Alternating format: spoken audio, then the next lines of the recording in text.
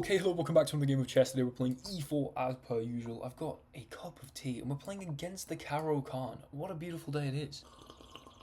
We're going to go for e5, hoping to see bishop to f5. Instead, we see this flipping Botvinnik Karls variation. Okay, I had this in a recent video, maybe one before last. We're going to take here and we're going to go for this a3, b4 approach. Now, if my opponent immediately goes for e6, then they're going to be able to recapture the pawn. Fine. I think a3, b4 is still actually appropriate here, oddly enough. So we're going to go for it. I think there's Jan Nepomniachtchi games in this particular line. I've been meaning to look into takes and then f4, I think. Although doing so immediately probably causes some problems castling this way. Maybe you can castle queenside, who knows. Now I probably can't castle queenside. You'd imagine that would be a terrible idea. I'm going to go for c4 here. The idea behind c4 is not exactly precisely sure. I'm kind of breaking at the center. Should they take? I mean, I get to recapture like this. Probably trading the queens actually, which I didn't really fully appreciate. And maybe going into this is not exactly the most romantic thing to have done. But the good news is I don't think they're particularly incentivized to take, because then I can just, take, maybe bishop takes, and I seem to have a very good position. But now what I can do, I mean, I do have the ability to play c5, which I really don't know if I should do. It gives them this protected passed pawn on d5, but it also, I don't know, forces the bishop back here, then I can play f4. We have d6. Oh, you know what? I just have to go for this. We've got a complete bind on d6, and there's just vague aspirations of planting a knight here on d6. This is, I'm assuming, completely ridiculous. We're going for a pyramid. We've given them an absolutely ridiculously strong permanent asset here in the center of the board. However, I frankly do not care. Now, bringing the knight to f5 is a little venomous. They're threatening queen h4, and then if g3 takes, and they take my rook, of course, but I can very simply play knight f3 and prevent that idea. I mean, I'm half tempted for some vague symmetry's sake to play g3, although, you know, okay, immediately this is completely ridiculous, and I don't know why I've done this. G4 is a stupid move. What is wrong with me? Right, let's just play knight c3. Let's get the knights developed. At some point, maybe you play d4, but I don't think this is the appropriate moment. Can I do this? I kind of think I might be able to. All right, I mean, this is all I'm playing for now. Is to double outpost a knight on d6. And should they take, I'll get my very own passed pawn asset, and that will probably be significantly more convincing than theirs because it's on d6 already. I don't know, I mean, my knight's coming in here, they give me the check, I can very easily play bishop d2. If takes, queen takes, I'm going to be absolutely fine. I don't particularly know what the check was for there. I mean, maybe they just didn't want to give me the opportunity to take here, but surely my intentions are blatantly clear. That's interesting. Whoa, that is very interesting indeed. If I take here, queen d2, I mean, first of all, I think they can just take this and then take my knight maybe, but there's also a line where they go knight c2 because of this is pinned. Okay, clearly I don't want to allow this. Kind of thinking that queen c1 makes the most sense here.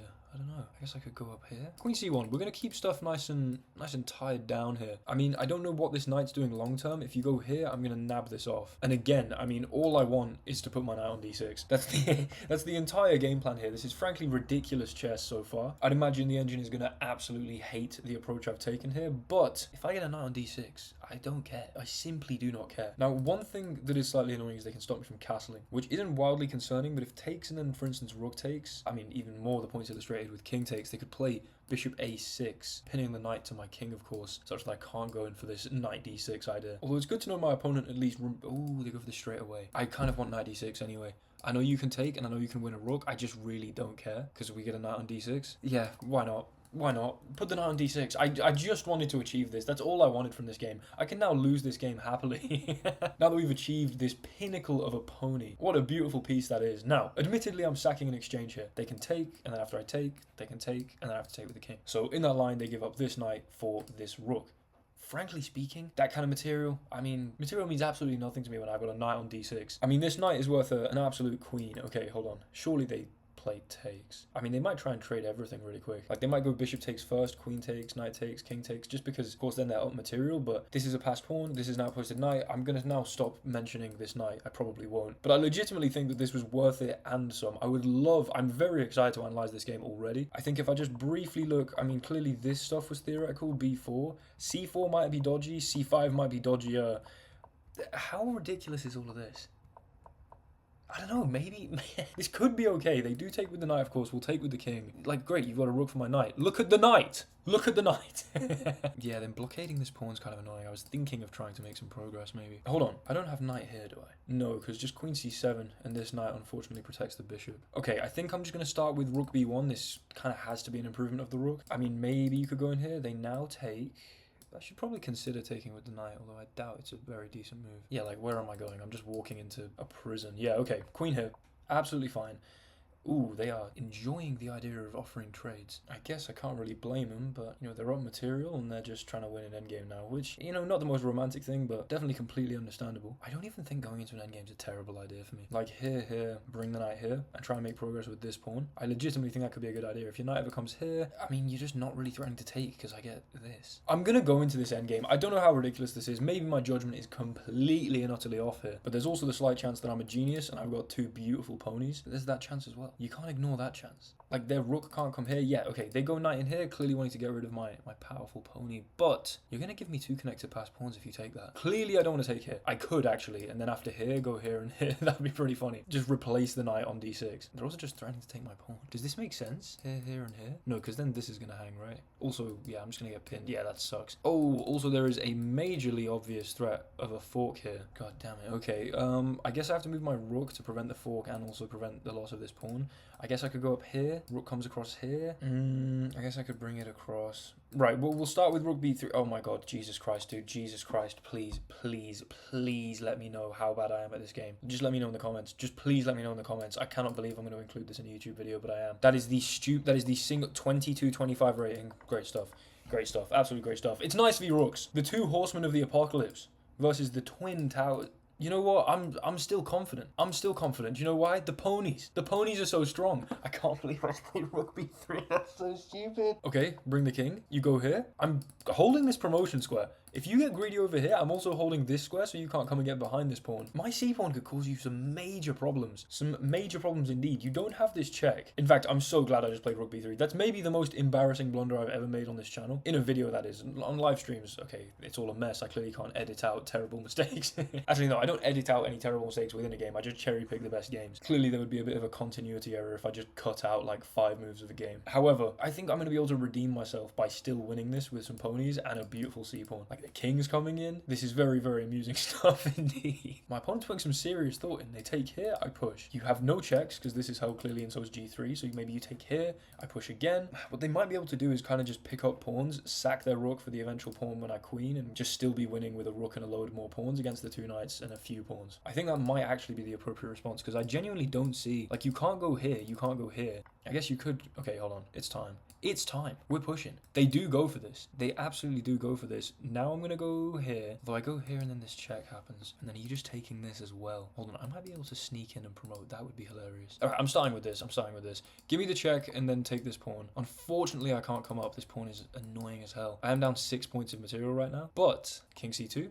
You take, and is there a universe in which, hear me out, I can go knight to c6 and then knight to d8 because you can't get back via this way. You've gone across to this a file now. This is ridiculous. This is completely and utterly ridiculous. You have to be joking, but I'm doing it. I'm absolutely doing it. Look at these knights. Look at these knights swarming in directly for your forehead right now. This is absolutely insane. Of course, if you play rook c8, I'm just going to take it. Then I'm going to come out with check and promote to a queen, and it's clearly over. If I lose this pawn, if I even let them sack for this pawn, like just then I could have promoted and then forced them to take, and then after I take, we've won material in that little move, but I'm down 7 points of material already. No. We need to be far more ambitious. I'm controlling all of these squares. This is...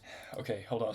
Like, you can't get the rook behind the pawn to be able to sack it. You can't go here. You can't even go back to, like, come under. My king already holds this. My king's in a perfect position. You can't go up here to try and come across because this knight holds this square here. You can't go up here to come across because this knight, at least for now, holds this square. So like if here and I went knight here, yeah, you could go check, but if here I'm just clearly going to take the rook, then come back in, then do this. If you go rook here, I go knight here, and you can't come across with check because clearly the knight holds the square. This, I think I'm completely winning. This is so ridiculous. So they come under with the rook. Oh my lord, I just take this rook. Are you joking? Are you joking? The game's over. The game's completely over. You can't stop me promoting this. This is completely and utterly ridiculous. If you don't move the king, I'm going check and I'm promoting. If you do move the king, let's say you come across here. I mean, okay, what? I could take the rook. I could also hit you with a check. I cannot describe. Legitimately, I cannot describe.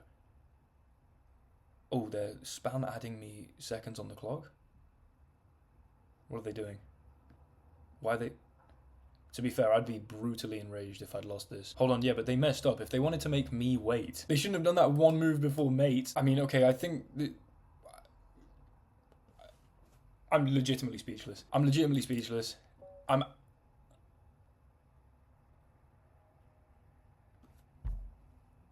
If this analysis shows anything even remotely half accurate, this was maybe one of the best games of chess I've ever played. Let's have a look. I'm going to click analysis, request a computer analysis, show me the money, show me a graph. I mean, I'm expecting some seriously questionable evaluation in the middle. Yep, that's to be expected. Although, hold on. 88% accuracy. Okay, my opponent was very winning around here. Rook b3, of course. Jesus.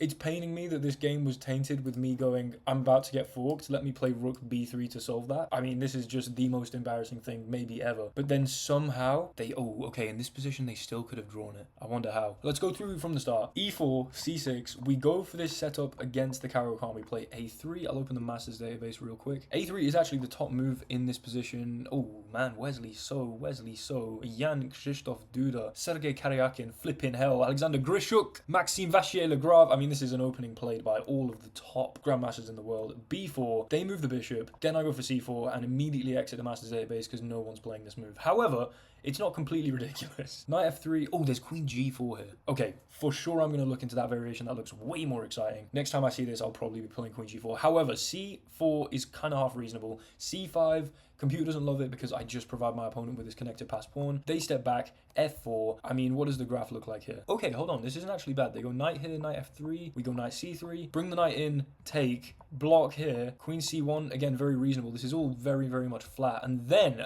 an inaccuracy, I believe, or a mistake, knight to d6. However, does it look like I care about Stockfish's opinion of this move? No, not at all. Look how beautiful this pony is. I'd go so far as to say Stockfish can't even see the positional implications of this. Maybe I'm taking things a bit too far, but takes here. I mean, we lose the material, but like, it's so playable. Bring the rook across, they take, bring the queen here. We go into the endgame correctly, bring the knight in, knight to c4, and